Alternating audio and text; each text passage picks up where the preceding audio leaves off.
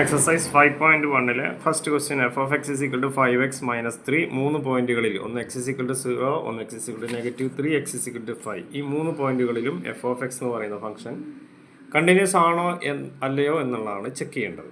അപ്പോൾ നമ്മൾ അതിൻ്റെ ആദ്യത്തെ point X is equal to 0 എടുക്കുകയാണെങ്കിൽ അതിൻ്റെ അകത്തൊരു ലിമിറ്റ് കണ്ടുപിടിക്കണം.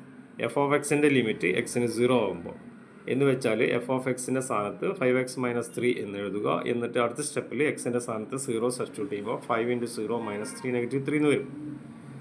അതുപോലെ തന്നെ എഫ് ഓഫ് 0 ഡയറക്റ്റ് ആയിട്ട് നോക്കി എഫ് ഓഫ് എക്സിൽ എക്സിന് 0 സബ്സ്റ്റിറ്റ്യൂട്ട് ചെയ്യുമ്പോൾ 5 × 0 -3 -3 എന്ന് വരും.